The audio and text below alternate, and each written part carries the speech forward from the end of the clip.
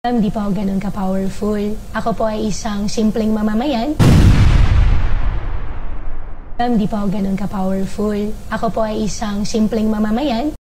Ako po ay isang second-class municipality lang po. Wala po akong ganung kalaking connection po. Ako po ay isang second-class municipality lang po. Wala po akong ganung kalaking connection po. So, wala kang McLaren. Walang nakatago sa garahe. But do you own a chopper?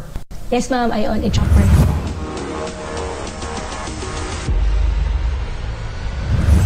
Madam Chair, pwede makasama? Yes, and Rafi. Kasi may nakita ako dito sa kanyang salin na marami siyang dump truck at helicopter. Right? You own this? Wala kang partner dito. Sarili mo ito. Ikaw nagmamayar dito. Nakarehisto sa iyo lahat to. Your Honor, yung dump truck po, napenta ko po siya last year. Yung helicopter po, gagawin ko po sana siyang negosyo. Kasi nagkaroon po... No, I'm just asking you. Sa akin po. Sa iyo to.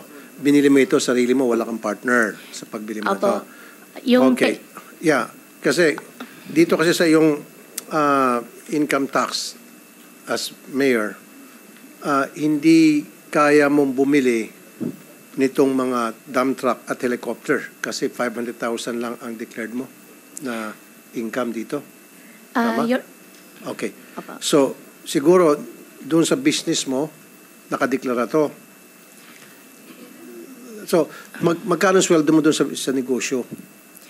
Your Honor, hindi po siya sweldo. Binibigyan po ako ng tatay ko po. In fact, yung helicopter po, partial po ng pinagbayad ko po doon sa helicopter po ay galing po sa tatay ko po. Kaya nga po, lahat ng income mo dapat na pumapasok sa'yo, dapat deklarado sa BIR yan at binabayaran mo ng tax para malalaman kung saan galing yung pera na pinambili mo rito. Kasi right now, I don't see any documentations na madja-justify itong malaking amount na sabi mo, wala kang partner, mag-isa ka lang, pangalan mo, na paano mo nabili ito?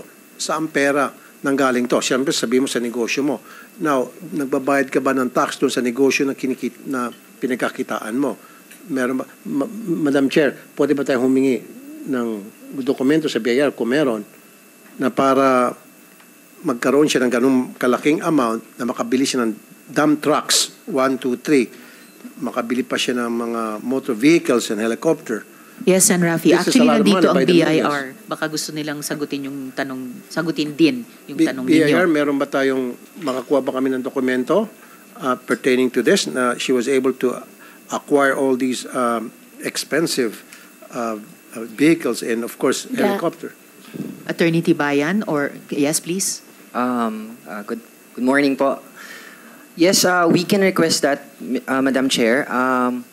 If we may lang po, since it's covered under Section 270 of the Tax Code, may we request from the Mayor a written consent allowing us to provide this committee the requested documents po. So, Mayor, pwede nyo bang bigyan ng written consent ang BIR para ma-issue nila sa komite kasama si Sen. Rafi yung hinihinging dokumento? Opo, Madam Chairman. At yung pera po na pinagbili ko po dun sa helicopter po ay galing po sa tatay ko po. Okay. Ano po ng trabaho ng tatay mo? Bakit mayaman siya at marami siyang pera? Yung tatay ko po, meron po siyang embroidery po dito sa Pilipinas at may negosyo po siya sa China. Okay. So, BIR, pwede ba tayo pwede natin makita yung income tax o kung nagbabayad ba ng tax itong papa niya dun sa kanyang embroidery na para magkaroon ng perang pamana dito kay Mayor Go at pambili niya ng kung ano-ano pa mga luho or mga helicopters? Attorney Tibayan? Including po yung father niya, yung tax returns ng father niya. Well, the father siguro must be here, right? Yes po. Okay. So Mayor Go, so sabi mo may embroidery. Saan po yung embroidery factory? Is that a factory? Yes po, Your Honor. Anong pangalan? QJJ Embroidery po. Nasa Marilao, Bulacan. Marilao, Bulacan. Opo. Okay. Ilan ang empleyado po nito? Hindi po ako yung nagmamanage po dun eh.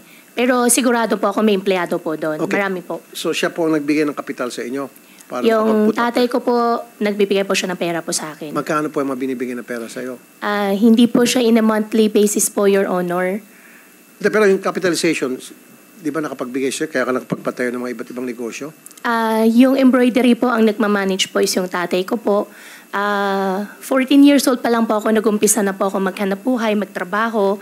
At every now and then po, binibigyan po ako ng tatay ko po. Pero nagbigay sa iyo ng malaking pera, big chunk of money, binigyan ka ng father mo, kaya yun ay nagamit mo para i-invest sa mga negosyo mo.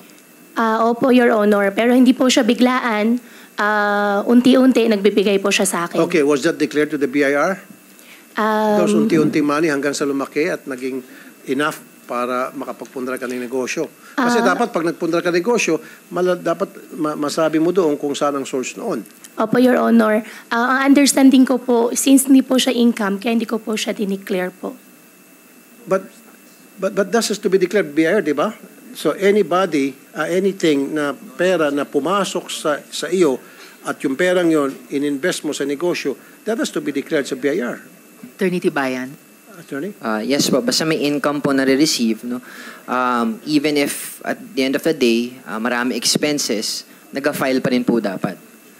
Mayor, may papakita naman din po ako dito na mga assets na di umano ay sa inyo.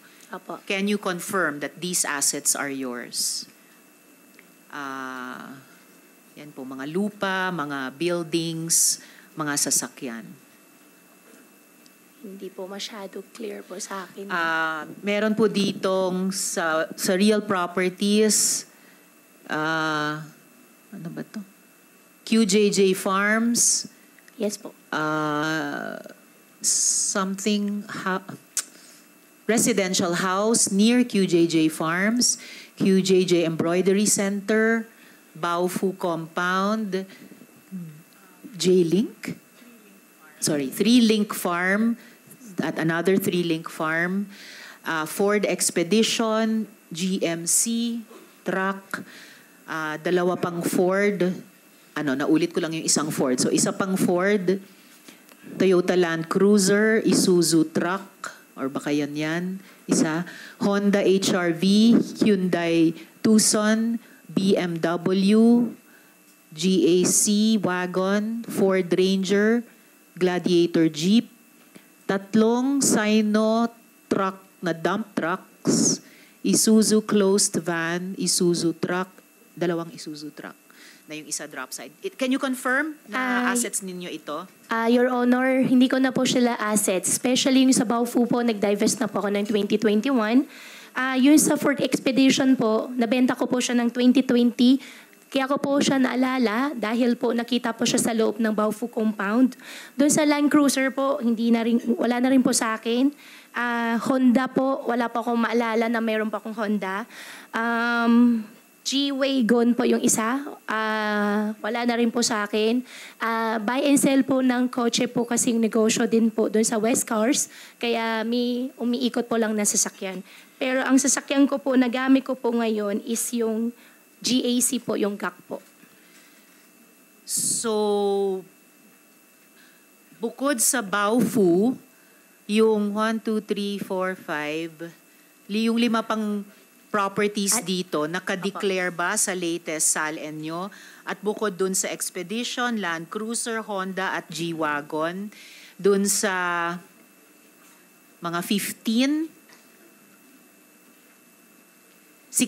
na sasakyan. So, yung isang dosenang sasakyan pa, lahat din ba iyon ay declared sa SALN na latest? Madam Chairman, hindi po yung pag-aari ko na, kaya hindi po siya naka-declare po sa akin. Ito-double check ko rin po, yung na-mention nyo po. Yung iba po kasi dito, ngayon ko lang po narinig, ngayon ko lang po nalaman na nakapangalan sa akin. Pero definitely po, wala pong ganun sasakyan po. Sige po, paki-confirm lang, no? Yung Meron pa po isang properties at yung properties po, Madam Chair, ano po yung mga properties po? Sasakyan. Andito po, yung binasa ko kanina. Actually, mga negosyo nyo, yung mga Q. Yung mga Q businesses, QJJ businesses. At ilan pa. At yung 3-Link businesses. Paki-confirm kung dineclare nyo sa SALN nyo. And then, Mayor, sabi nyo po, mayroon kayong chopper, pero binenta nyo na. Do you stand by this statement? Yes po, Your Honor. Kasi po, pagkatapos nung nakaraang hearing, kumontak po kami sa CAAP. At active pa po ang registration ng chopper nyo Opo. na nasa pangalan nyo. Ito po. Yes po, Your Honor. So can you explain this? Bakit sinabi nyong binenta nyo na ito samantalang lumalabas, kayo pa rin yung may-ari? Your Honor, ang kontrata po namin yan ay deed of absolute sale po. Ay, deed of conditional sale po pala. Babayaran po siya in next 6 months po. Installment din po. Next 6 months. Installment po siya monthly po. So, are you telling me na pagkatapos ng kalahating taon, anong mangyayari? Anong mag-iiba sa dokumentong ito? After po mabayaran po, mag-execute na po ako ng deed of sale po sa kanila. Okay. So sa ngayon, pagmamayari nyo pa rin? Ngayon po, hindi na po. Itong chopper? Kasi, hindi na po ngayong pag-aari ko po, Your Honor. Kasi meron na po, binenta ko na po, however po, hindi po siya full payment po, kaya hindi po siya deed of sale. Kaya ginawa po siyang conditional sale po. So habang hindi pa deed of sale na consummated, kayo pa rin yung may-ari? Hindi na po kasi nagbabayad po siya sa akin ng installment po na 6 months po. So sinong may-ari? Meron po isang British company po. Anong pangalan ng British company? Ipaprovide ko po yung contract po, Your Honor. Ang magiging eventual owner ay empleyado ng British company? Ang magiging eventual owner po ay yung company po na bumili po sa akin. Na yun yung British company? Opo, magpa-provide po ako ng copy po sa inyo po, Your Honor. So yung British company po yung nagbabayad sa inyo ng on installment in the next 6 months? Yes po, Your Honor. Meron lang po kami agent in between na magbabayad po sa akin. Anong klaseng British company yun? Bibili ng chopper tapos on installment pa? Your Honor, provide ko na lang po yung details po na lahat po sa inyo para mas para mas ma-investigate nyo po na ano po. Actually, last hearing nyo pa kasi sinabi na ibinenta nyo sa British company. And Apo. last hearing nyo pa pinangako ibigay yung pangalan. So anong pangalan ng British company?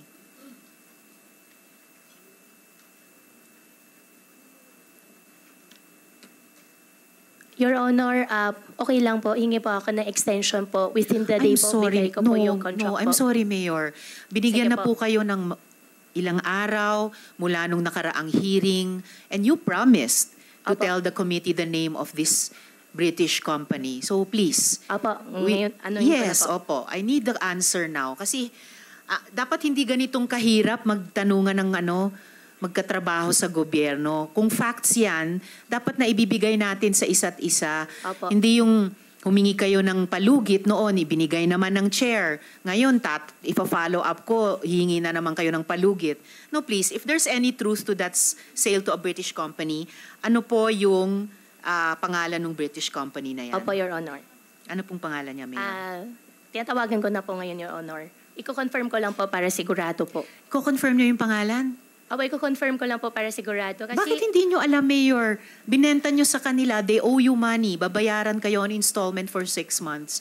Ano pong pangalan ng British company na yan? Your Honor, yung pangalan po, ang na-execute po is yung lawyer. Kaya iko-confirm ko lang po para sigurado Sinong po. lawyer? Lawyer ko po. Ano pangalan ng lawyer nyo?